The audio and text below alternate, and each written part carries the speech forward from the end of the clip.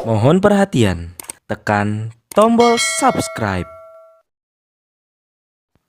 Terima kasih atas perhatiannya.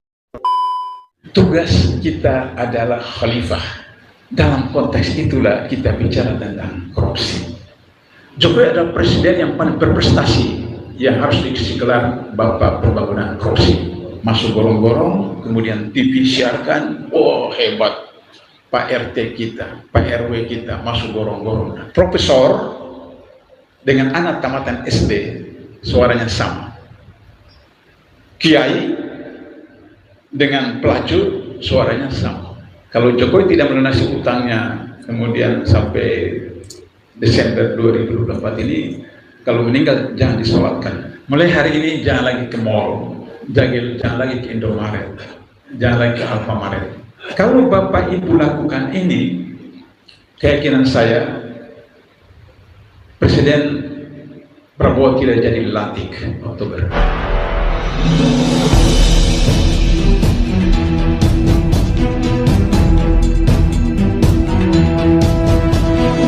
Saya Yani Muhammad, driver online Depok.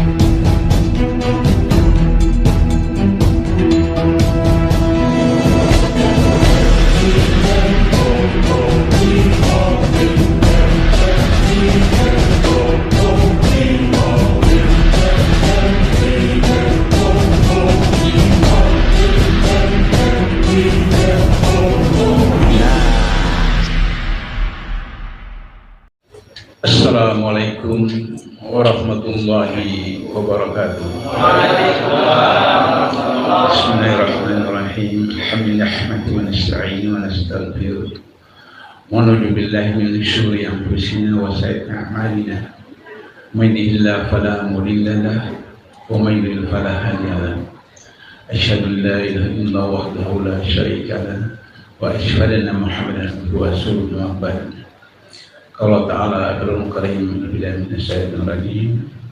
Wa idh qala rabbuka lil malaikati ja'alun fil ardi khalifah qala wa taj'alu fiha man yufsidu fiha yasfiku wa nahnu nusabbihu bihamdika wa nusalli qala inna ma ta'lamun fa'lam ma'lamun asma'a kunna thumma aradu al malaika faqala bi asma'i haula'i in kuntum sadiqin ala ayat sadaqal alim.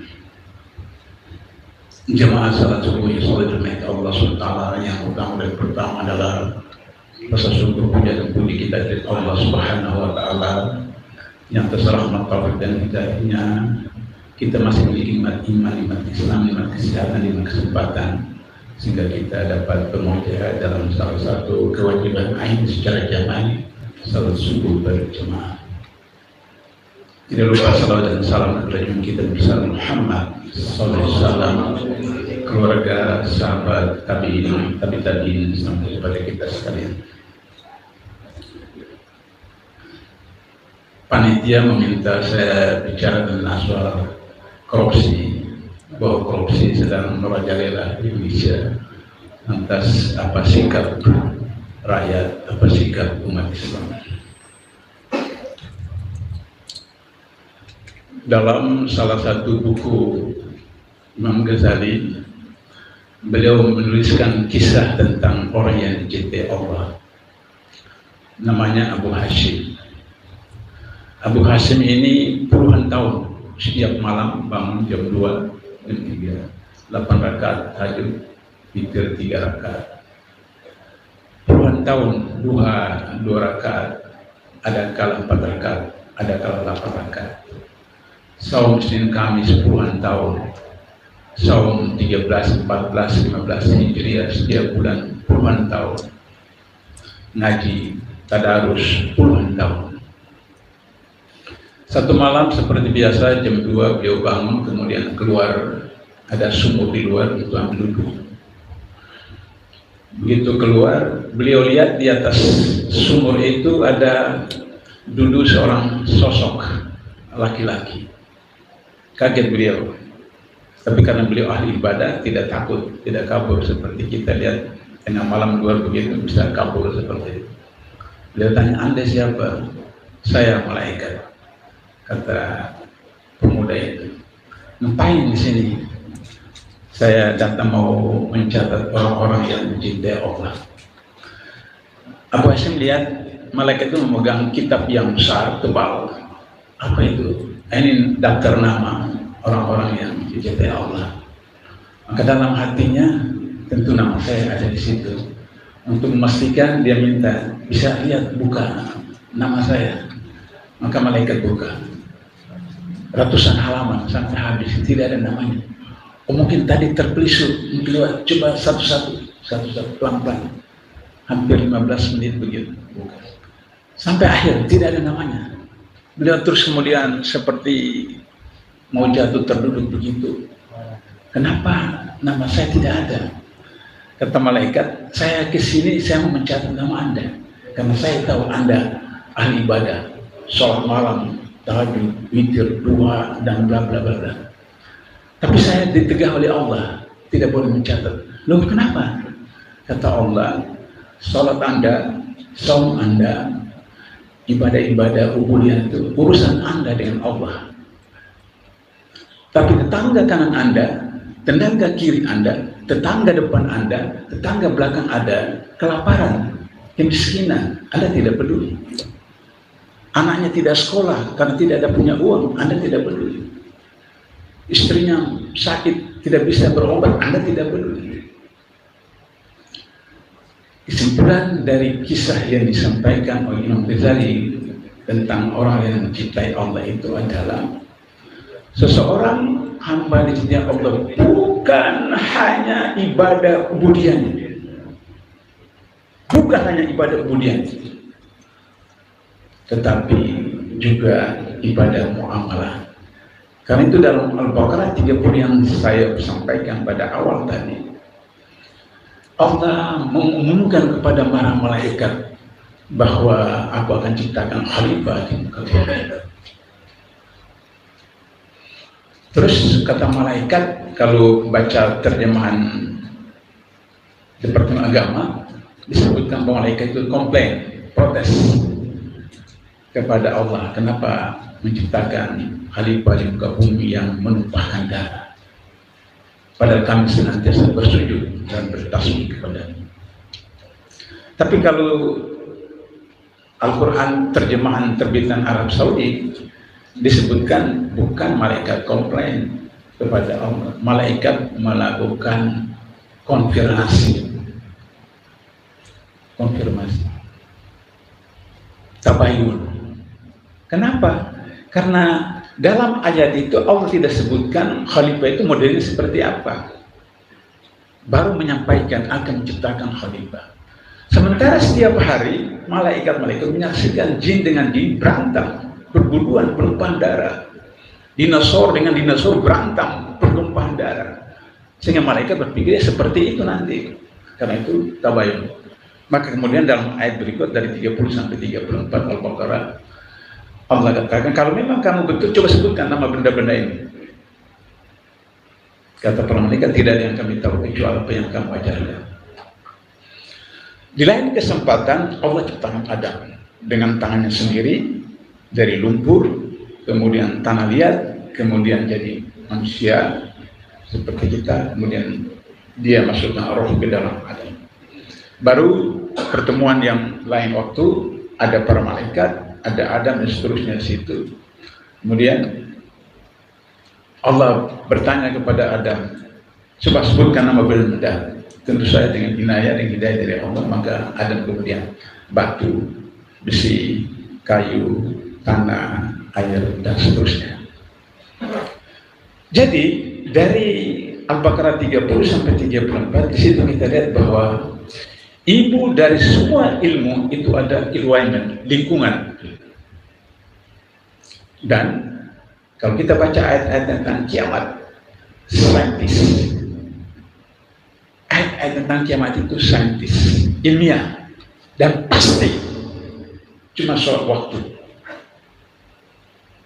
Saya karena sarjana eksakta, saya itu kemudian, tapi pertama saya sarjana elektro, jadi saya tahu bagaimana ayat-ayat Quran tentang kiamat itu. Bapak Ibu bisa pulang ke rumah praktekkan. malam hari tiup balon sampai besar, dijaga jangan sampai meletus, kemudian diikat dengan karet, kemudian letak di lantai. Besok pagi perhatikan balon itu, gimana balon itu? Kempes. Begitulah alam semesta. Dengan teori Big Bang yang saintis baru menemukan beberapa ratus tahun yang lalu, ini 15 abad yang lalu, Allah sudah menjelaskan bahwa bumi itu tadinya satu alam dan satu zarah, sebesar zarah. Ibnu Katsir menyebutkan seperti lubang jarum ibu kita di rumah yang jahit, bukan jarum yang di mesin, jarum lubang itu zarah, awal alam semesta. Dengan ini power yang luar biasa dahsyat, maka dia meledak, maka terciptalah alam semesta.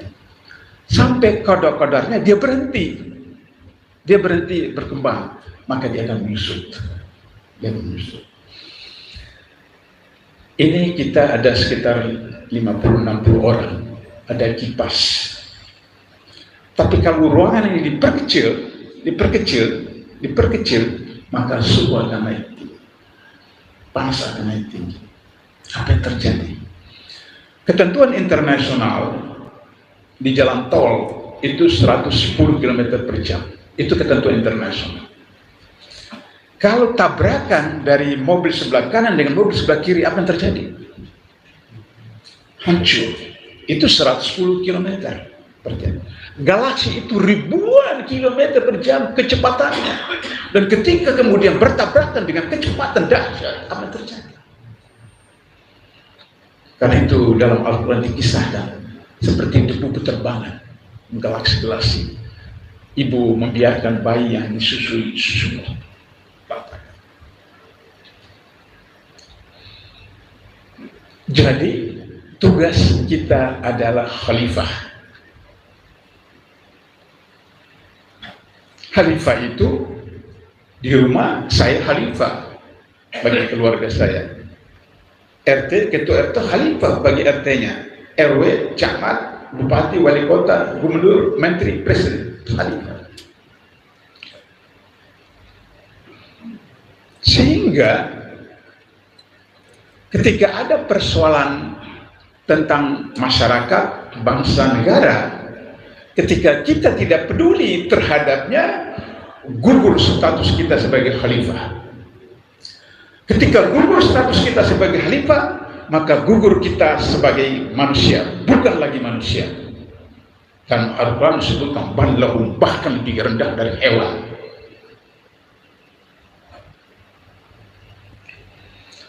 Menurut logika kita, yang seharusnya di khalifah itu adalah malaikat Jibril, karena dia bos dari semua malaikat.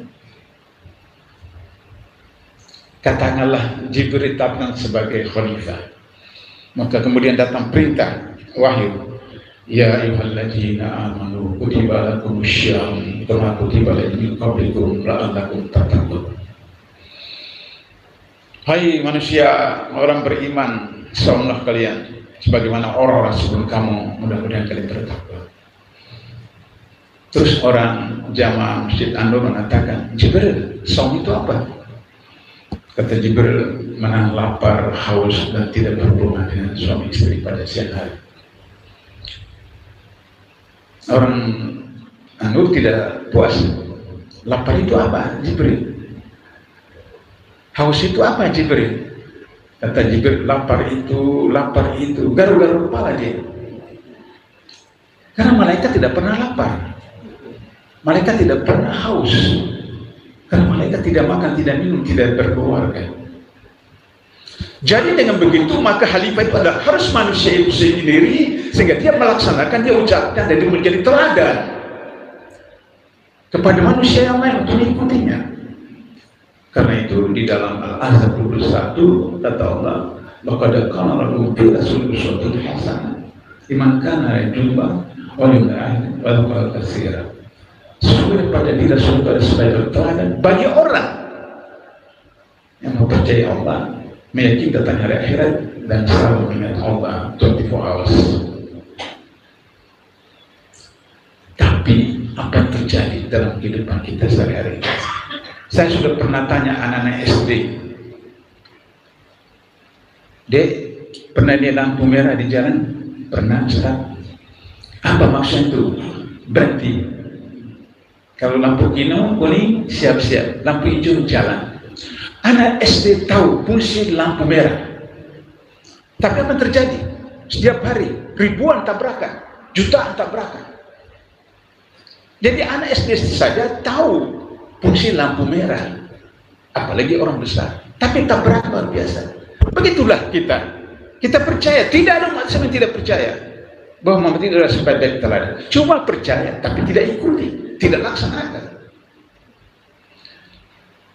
Sehingga dengan begitu, ada ustadz yang dizalimi, ada kiai yang ditangkap, ada rakyat yang diperas, ada pepera, ada ini, ada ini, ada ini.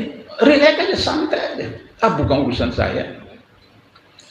Dalam konteks itulah kita bicara tentang korupsi. Wala tabisul haqqa bil batil wa tuqul haqqa antum ta'lim. Jangan kamu putar balikan yang hak dengan batil, batil dengan hak. Kamu sembunyikan dan seterusnya. Korupsi ini sejarahnya kenapa ada korupsi, ada KPK di Indonesia, di Malaysia, Singapura, di seluruh dunia. Karena negara-negara donor Eropa, Amerika, kemudian Korea Selatan, Jepang, Singapura itu memberi bantuan kepada negara-negara sedang berkembang di dunia. Tapi kemudian pemerintahnya itu korupsi, uang itu dikorupsi, maka kemudian negara itu bangkrut, tidak bisa mengembalikan uangnya kepada negara-negara donor. Dan itu pernah terjadi di Afrika dan Amerika Latin.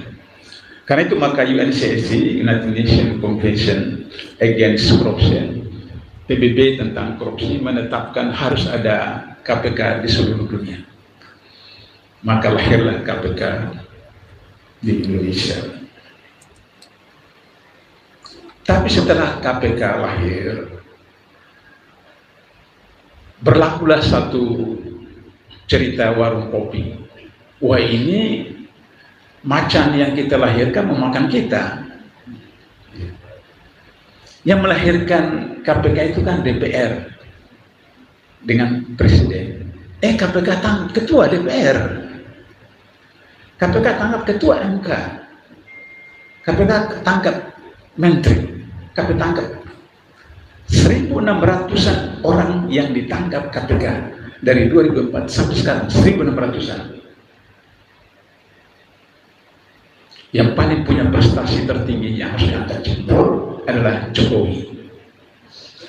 Jokowi adalah presiden yang paling berprestasi yang harus dikasih gelar Bapak Pembangunan Korupsi. Kalau Soeharto dulu digelar sebagai Bapak Pembangunan Nasional, maka Jokowi adalah Bapak Pembangunan Korupsi. Megawati punya 3 menteri ditangkap. SBY punya 5 menteri. Jokowi punya 6 menteri, sekian puluh gubernur, sekian ratus bupati wali kota, dan sekian ratus anggota DPR, DPRD Indonesia. Sehingga kemudian akhirnya berlakulah skenario. Menurut PBB, korupsi itu disebut sebagai extraordinary crime, kejahatan luar biasa. Apa itu kejahatan luar biasa? Yaitu bersifat transnasional. Jadi korupsi tidak hanya di Masjid An-Nur, korupsi tidak hanya di masjid ada korupsi juga.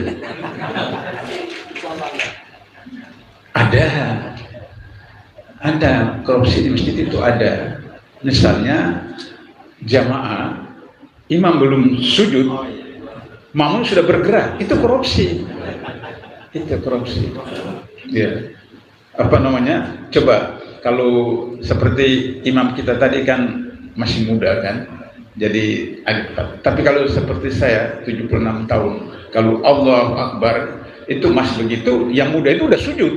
Saya belum sampai di bawah sudah sujud. Nah, itu korupsi. Jadi korupsi yang dianggap hanya mengambil uang negara, uang perusahaan dalam semua tingkah laku, itu juga korupsi. Jadi bersifat transnasional, bukan hanya di Indonesia, bukan hanya Asia Tenggara, tapi seluruh dunia. Bapak Ibu kalau ingat beberapa tahun lalu ada Panama Papers memberitakan puluhan orang Indonesia simpan duitnya di luar negeri. Jadi transnasional. Saya 3 tahun pernah mengajar di Singapura tahun 95 sampai 2000. Saya menemukan orang yang terkaya di Singapura bukan orang Singapura. Orang terkaya di Singapura adalah orang Indonesia yang statusnya permanent resident, penduduk tetap di Singapura. Hotel termewah di Singapura bukan punya orang Singapura, punya orang Indonesia. Itu satu bukti bahwa korupsi itu transnasional. Yang kedua, kata PBB, disebut kejahatan luar biasa karena pembuktiannya sukar. Kalau pidana umum itu mudah dibuktikan.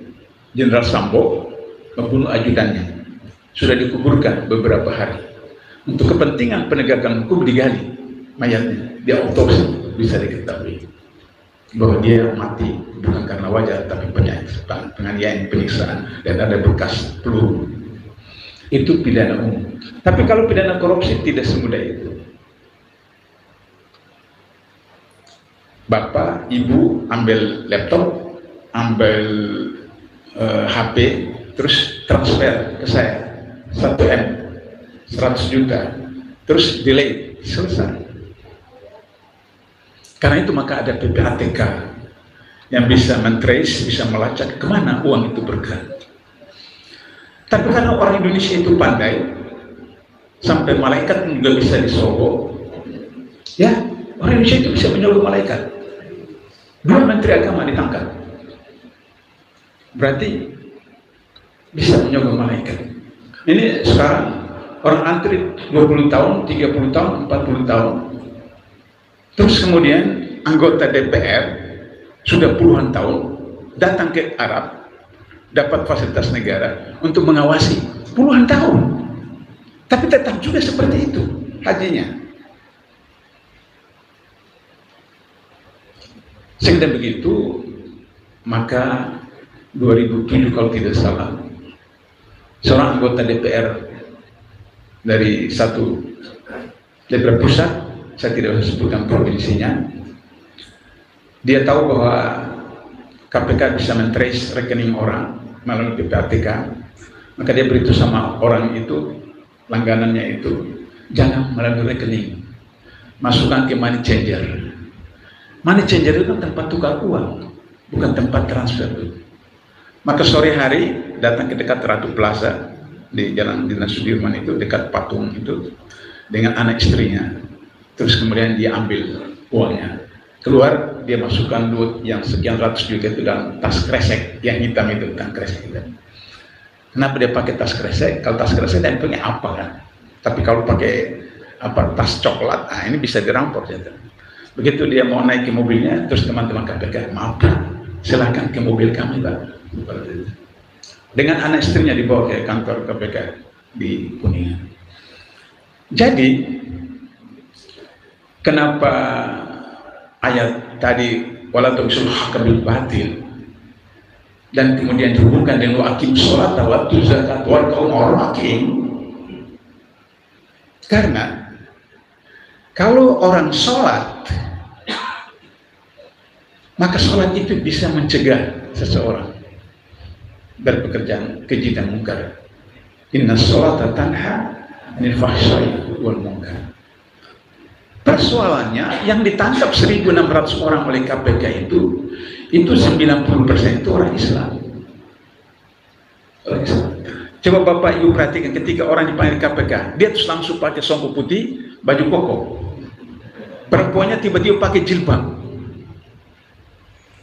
Meskipun saya tahu itu adalah skenario untuk merusak citra Islam, untuk berpaksa seperti itu. Tapi faktanya seperti itu. Faktanya seperti itu. Kenapa sholat tidak bisa mencegah dia dari pekerjaan keji dan mungkar? Karena ayat Al-Quran yang lain juga mengatakan begitu. Fawailul lil musallin, neraka wae bagi orang yang sholat. Loh, Kok di sini ayat ini saya katakan sholat mencegah keji dan mungkar, tapi ayat mengatakan masuk neraka, neraka paling bawah orang yang sholat, karena dia korupsi dalam sholatnya, tidak tumanina, sholatnya karena ria, masuk gorong-gorong, kemudian TV siarkan, oh hebat Pak RT kita, Pak RW kita masuk gorong-gorong. Jadi bukan karena Allah. Itulah sebabnya kenapa kemudian korupsi itu menjadi marak. Yang ketiga, korupsi itu disebut kejahatan luar biasa karena dampaknya dahsyat. Dampaknya sangat. Bukan hanya merugikan keuangan negara, bukan hanya merugikan perekonomian barat. Tapi yang pertama, ini saya tidak bermaksud menakut-nakuti Bapak Ibu, tapi dalam kajian saya, dalam salah satu buku yang diterbitkan 5 tahun yang lalu, bahwa Indonesia bisa hilang dari peta bumi. 2050-an, Indonesia bisa hilang dari peta bumi. Jadi nanti tahun 2050 ke sana, ada buku sejarah di Singapura, di Malaysia, di mana-mana, di seluruh dunia, mengatakan, pernah ada sebuah negara, antara Malaysia dan Australia, namanya Indonesia. Bapak Ibu perhatikan sejak tsunami Aceh sampai kiamat, Indonesia tidak berhenti dari gempa bumi. Indonesia tidak berhenti dari gunung meletus. Saya katakan tadi, saya hanya eksakta. Jadi saya tahu itu material. Kenapa? Waktu tsunami Aceh itu patahan dalam bumi. Terjadi patahan dalam bumi. Kalau rumah kita ini mau roboh, ganti tiang. Bocor ganti atap. Tapi yang di Aceh itu dalam tanah patahannya. Bagaimana kita cor dalam tanah? Tidak bisa. Tidak bisa. Sehingga akhirnya semua gunung berapi yang sudah tidur ribuan tahun itu bangkit kembali. Sehingga seluruh Indonesia kecuali Kalimantan. Karena Kalimantan tidak punya gunung berapi. Tapi Sumatera, Jawa, Madura, NTT, Bali, Sulawesi, Maluku, Maluku Utara, Papua punya gunung berapi. Sampai kiamat. Lantas bagaimana penyelesaiannya? Saya bercanda kepada mahasiswa saya, tapi serius, kita undang Allah datang ke Indonesia. Loh kok bisa Pak? Iya, karena Allah saja punya hak prerogatif. Kun fayakun. Kalau Allah katakan selesai, jadi. Hanya itu. Berarti kita harus kembali kepada Al-Quran dan As-Sunnah. Jadi dampak korupsi pertama itu adalah Indonesia bisa hilang dari peta bumi. Bisa dicek, sudah berapa ratus pulau di Indonesia yang tenggelam, hilang. Bisa dicek. Yang kedua, kalau ditakdirkan Indonesia tidak hilang dari peta bumi, Indonesia menjadi beberapa negara baru. Aceh, Papua Barat, itu kapan-kapan saja lepas. Belum lagi Riau, Sulawesi Selatan, Maluku, Sulawesi Utara. Punya potensi untuk melepaskannya. Kalau kita juga tidak menjadi beberapa negara baru, maka hari ini kita sudah federasi. Kita bukan NKRI lagi. Ya mungkin NKRI yang dicandai sama orang-orang di warung kopi, negara kepolisian Republik Indonesia, itu bercandain orang-orang di warung kopi. Tapi kita sudah federasi. Kenapa? Zaman Orde Baru, bupati, wali kota mau ke Jakarta ketemu menteri, apalagi presiden, harus seizin gubernur. Kenapa? Karena dia bawahan gubernur. Hari ini bupati, wali kota ke Jakarta ketemu menteri, presiden, tidak perlu izin dari gubernur. Tidak perlu, karena dia bukan bawahan gubernur. Dan dia tidak takut untuk gubernur memecat dia, karena dia dipilih langsung dalam pilkada. Jadi kita itu sudah federasi. Dan Mas Amin Rais ada lagu Kau yang memulai, kau yang mengakhiri. Sebagai ketua MPR mengamandemen Undang-Undang Dasar 45 yang hari ini jadi amperadul. Padahal 9 orang yang merumuskan Pancasila 45, 4 orang ulama, Haji Agus Salim, Kiai Wahid Hasim, Abdul Kahn Muzakir, dan Abi Kusno, orang Muhammadiyah, orang NU, orang Syarikat Islam. 4 ulama. Bukan main-main. Bapak Ibu coba baca Mukadimah 1945. Itu syariat Islam. Atas rahmat berkah Allah. Rahmat itu bahasa Arab. Berkah itu bahasa Arab. Allah itu bukan bahasa Arab. Allah itu bahasa Quran. Kalau bahasa Arab itu ilah, Rabb, Khaliq, makhluk. Tapi Allah bukan bahasa Arab. Bahasa Quran. Allah sendiri yang memberikan namanya. Dengan sebutan Allah. Jadi pilpres, pilkades itu bertentangan dengan sila keempat Pancasila. Kerakyatan yang dipimpin oleh hikmah kebijaksanaan dalam permasalahan perwakilan. Saya tanyakan almarhum Pak Nasir, almarhum Pak Rum, almarhum Pak Saburi Pronegara, almarhum Puril Harahap, ketika saya bersama-sama dengan mereka di Dewan Dakwah tahun 81 sampai 84. Kenapa sila keempat itu diusulkan oleh Haji Agus Salim? Haji Agus Salim yang mengusulkan sila keempat. Kata mereka, Haji Agus Salim merujuk kepada kasus Umar bin Khattab. Ketika Umar tertusuk sedang memimpin sholat oleh seorang pemuda Yahudi, lantas kemudian digotong. Maka kemudian Umar, mana Abdullah? Anaknya Abdullah. Lanjutkan sholat. Dalam keadaan terluka, masih ingat umatnya. Suruh lanjutkan sholat. Lantas kemudian ketika sampai di rumah, sahabat mengatakan, wahai Amirul Mukminin, berikan tugas kepada anakmu untuk jadi khalifah pengganti Abdullah. Kata Umar, tidak. Cukup saya menjadi khalifah dari keluarga Ibnu Khattab. Itu Umar yang dalam buku biografinya Umar yang Agung, bagaimana dikisahkan Rasulullah berdialog langsung dengan iblis yang dalam bentuk manusia. Kata Rasulullah, siapa sahabatku yang paling kamu takuti? Kata iblis, Umar. Kalau saya Umar, saya lari terdiri-diri. Maka Umar menunjuk 6 orang formatur. Anaknya ikut, tapi kata Umar, kamu tidak boleh memberi suara dan tidak boleh dipilih, tidak boleh milih dan tidak boleh dipilih, hanya sebagai penasehat. 6 orang. Maka mereka musyawarah, wa amru syura bainahum, maka terpilihlah Utsman bin Affan menjadi khalifah. Jadi sila keempat itu adalah tentang sejarah Umar. Lantas kemudian kita melakukan pilpres, pilkada, pilkades. Bapak Ibu perhatikan, profesor dengan anak tamatan SD suaranya sama. Kiai dengan pelacur suaranya sama.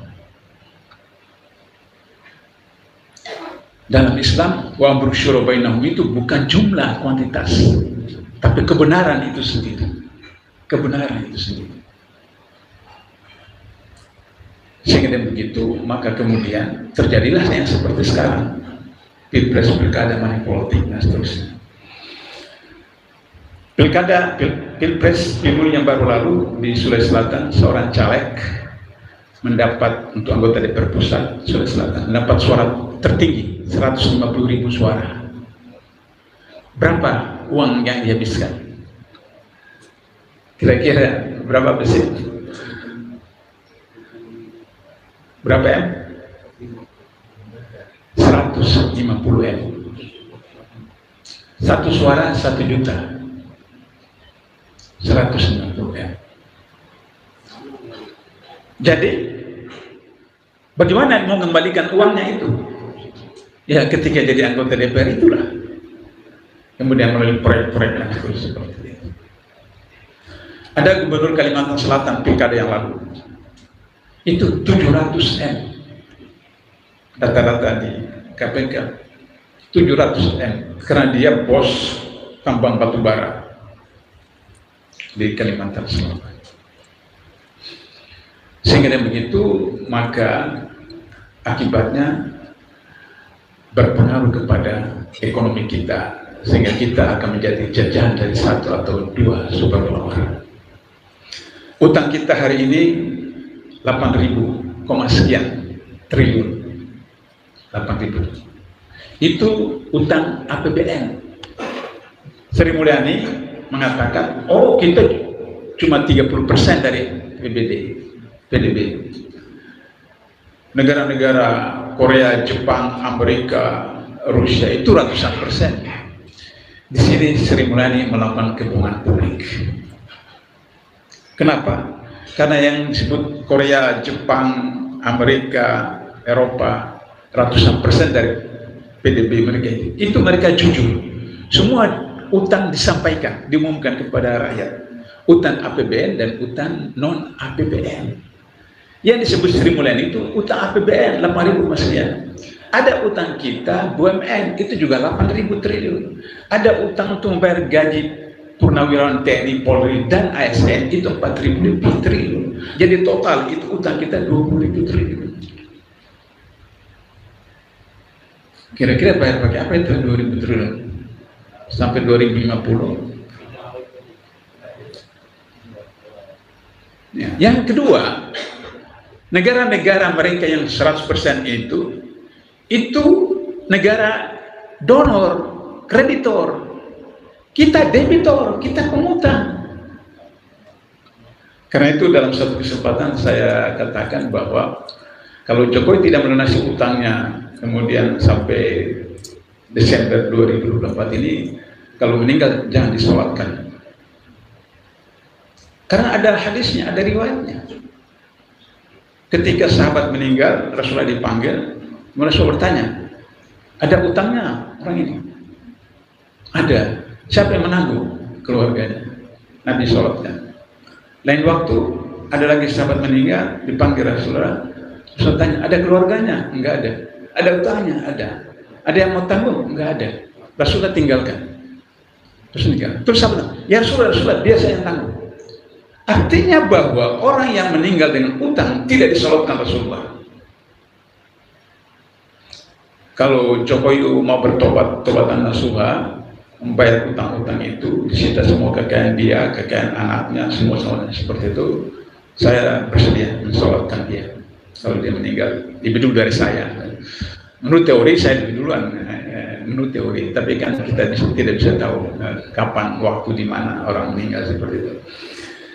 Jadi utang kita seperti itu, luar biasa dampak dari korupsi. Kata Menteri, kita bayar dengan hutan kita, forest. Hutan yang mana? 2007, 2008, 2011 KPK tangkap 3 gubernur Riau berturut-turut, hat-trick. Riau itu hat-trick gubernurnya, 3 gubernur tangkap berturut-turut. Kenapa? Karena korupsi antara gubernur dengan pengusaha APH. Di Riau 8,2 hektar hutan besar per menit, bukan per tahun, per menit. Jadi kali 60, kali 30, kali 12, berapa juta hektar. Karena itulah maka hujan 1, 2, 3, 4 jam saja dari Aceh sampai Papua banjir. Perhatikan sekarang Sumatera Barat sudah 67 orang meninggal karena banjir. Karena hutan dibabat dengan sukat. Wasior beberapa tahun yang lalu kecamatan hilang, satu kampung hilang dan 275 orang meninggal. Karena korupsi. Bayar dengan laut, betul kita punya potensi laut luar biasa. Laut kita pantainya itu terpanjang kedua di dunia setelah Kanada. Potensi laut kita itu 30.000 triliun satu tahun. 30.000 triliun satu tahun. Jadi kalau kita merujuk ke APBN tahun lalu 3.000 triliun, maka laut kita itu punya potensi 10 APBN. Kalau dikelola oleh BUMN, BUMD, koordinasi UKM tanpa korupsi. Tapi karena korupsi, maka kemudian menjadi problem. Tambang kita terbesar, terbanyak di dunia. 17 jenis tambang kita, terbanyak di dunia. Hasil survei di KPK, kalau 17 tambang Indonesia itu diproses tanpa KKN, maka setiap orang dari 275 juta rakyat Indonesia dapat 22 juta satu bulan, free, gratis, tanpa kerja. 22 juta satu bulan tahun 17 tahun. PN Timah 300 triliun berkabut. Asabri sekian, BPJS sekarang, dibuat lagi PPRA. Jadi dampak korupsi luar biasa. Sehingga dari begitu, maka bagaimana jalan keluarnya? Karena sudah tinggal lagi beberapa menit waktu. Tahun 1997 pemilu, Golkar dapat hampir 70% suara. 97 pemilu terbesar di dunia. 98 Lengser Soeharto. Kenapa? Karena ekonomi kolaps, resesi hampir di seluruh dunia. Jadi orang Yahudi itu 7 juta di Monas, mereka tidak takut. Besok mau berapa puluh juta pun juga Yahudi tidak takut. Yahudi hanya takut dua hal. Yang pertama, salat subuhnya orang Islam itu seperti salat Jumat, itu Yahudi takut betul. Jadi kalau hari biasa Senin sampai Jumat, kalau ini penuh, alhamdulillah. Kita lihat kalau tarawih pertama sampai di luar masjid, kemudian kedua, ketiga, empat, itu makin maju. Nah, terakhir ini tinggal 2-3 sab, seperti itu menjelang Lebaran, apalagi yang sudah mudik apa semacam. Jangan Bapak Ibu kira Yahudi tidak baca Quran. Jangan kira mereka tidak baca hadis, mereka baca dan mereka laksanakan.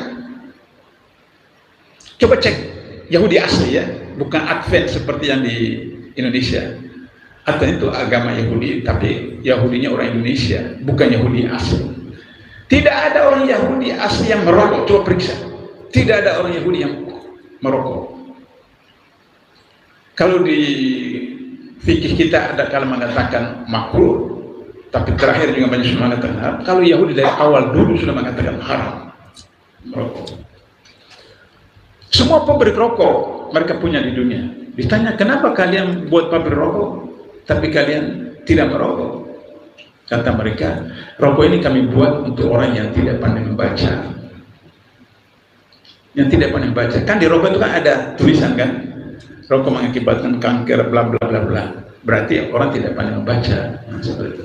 Maaf Bapak Ibu yang masih masa hisab, ya tidak apa-apa, tapi saya mau beritahu 9 naga, salah satunya adalah Sampurna, pemilik Sampurna, punya ribuan hektar lahan di seluruh Indonesia, salah satunya karena orang Islam membeli rokoknya. Jadi jangan persalahkan 9 naga, karena kita yang membantu mereka. Nah, yang kedua, Yahudi takut kalau terjadi boykot. Mereka takut. KFC sudah berpengaruh. Tapi itu belum seberapa. Karena orang Indonesia itu terkenal panas-panas tai ayam. Ya bersemangat hari pertama, kedua, ketiga. Jadi apa yang sebagai penutup jalan keluar yang saya sampaikan? Yang pertama, khususnya ibu-ibu di belakang. Mulai hari ini jangan lagi ke mall. Jangan lagi ke supermarket, jangan lagi ke Indomaret, jangan lagi ke Alfamaret. Belanjalah di pasar depan ini, ya. Pasar tradisional. Pasar tradisional itu mayoritas pribumi. Atau belajar di tetangga. Yang kedua, kalau punya uang cuma beberapa juta di bank, ya udah belikan perhiasan kepada istri atau anak perempuan. Tapi kalau puluhan juta, bahkan sampai ratusan juta, konversikan ke logam mulia, emas atau perak. Kemudian simpan di safety box bank syariah, sewa safety box bank syariah, simpan di sana. Jangan Bapak Ibu bilang mau tarik. Kalau Bapak Ibu bilang mau tarik, kena pidana. Tapi konversi, ubah dari uang rupiah menjadi emas. atau perak. Itu Bapak tidak kena pidana. Kemudian sewa safety box di bank syariah simpan saja. Kenapa? Semua bank itu kalau kita simpan 1 juta di bank itu cuma ada 100.000, 900 tidak ada, 900 dipakai mana. Itulah sebabnya kenapa haji tahun lalu dan sekarang itu 40 atau 50 juta. Berapa? 60 atau 40? 48. 58. Jadi ONH yang asli sebenarnya itu memang 40 juta. Ya asli 40 sampai 60. Terus kenapa kemarin 30 juta, 25 kan store 25 baru sisa? Karena waktu itu ada subsidi dari pemerintah. Subsidinya itu dari uang haji, jemaah haji yang disimpan. 2008 saya pertama kali haji dengan istri saya, insya Allah haji dengan istri saya itu 50. Tapi 2014 saya badal orang tua saya. Setelah pulang saya tahu barangkali haji badal saya itu tidak mabrur, karena saya tahu kemudian ada subsidi. Subsidi itu dari bank syariah dan bank konvensional. Kalau dari bank konvensional hukumnya riba. Riba itu haram. Kata Rasulullah, memakan riba sama dengan menjinahi ibu kandung sendiri. Itulah problem. Kenapa persoalan kita tidak selesai? Kata Al-Quran, seperti perempuan yang merajut kain, sudah selesai turunannya, diuraikan kembali. Mutar-mutar seperti itu. Kalau Bapak Ibu lakukan ini, keyakinan saya, Presiden Prabowo tidak jadi lantik Oktober. Kalau Bapak Ibu lakukan dalam 3 bulan. Karena Yahudi akan melakukan lobby-lobby dan seterusnya. Mereka tidak mau perusahaan-perusahaan mereka itu hancur seperti itu. Hanya itu caranya. Dan itulah satu-satunya cara untuk memberantas korupsi. Bapak Ibu, mereka yang di penjara itu bisa bayar. Saya pernah di penjara waktu mahasiswa, unjuk rasa dan usaha. Jadi saya tahu apa yang terjadi di penjara. Ya cuma 2 tahun, lumayan waktu itu masih mahasiswa, belum menikah apa segala macam. Tapi saya tahu bagaimana perlakuan di dalam penjara seperti itu. Itu bisa diatur, bisa sewa kamar yang ada bathroomnya, kamar kolam renangnya atau mandi, bisa kamar leks dan seterusnya. Kemudian kalau mau berhubungan suami istri bisa disediakan kamar, dibayar sekian dan seperti itu. Jadi tidak ada dampaknya. Karena itu kenapa Islam memperkenalkan hukum badan. Hukum badan, pencuri dipotong tangannya. Kalau dipotong tangannya dia jalan, itu pelajaran buat orang. Kenapa tangannya buntu? Oh dia mencuri. Itu hakikat hikmah daripada hukum badan. Tapi kalau misalnya jatuhi 5 tahun, kemudian dia dalam penjara dia jadi orang soleha, macam-macam, potong, tinggal 2 tahun, kemudian tahanan luar, selesai persoalan. Jadi hukum badan, zina, kalau bujangan 100 kali disebat, disaksikan oleh masyarakat. Kalau yang sudah bersuami atau yang beristri, kemudian dirajam sampai mati. Nah, oleh karena itu maka kalau ini kita lakukan, insya Allah, kalau tidak tahun ini, tahun depan, dan seterusnya. Sebagai penutup, ketika Ibrahim dibakar api unggun oleh Namrud, maka kemudian Allah perintahkan api itu untuk tidak membakar Namrud karena keyakinan dan keikhlasan Ibrahim.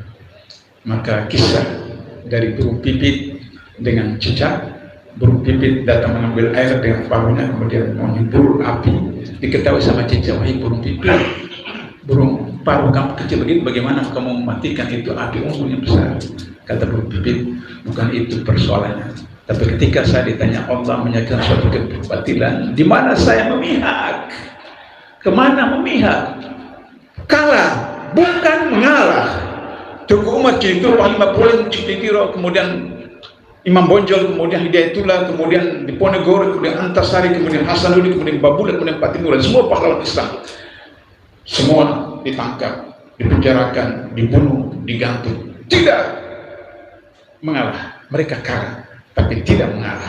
Dan kekalahan mereka itulah kita bisa merdeka 17 Agustus 45. Mudah-mudahan ada manfaatnya yang benar dari Allah, yang salah dari saya. Ini tidak ada tanya jawab kan? Ada?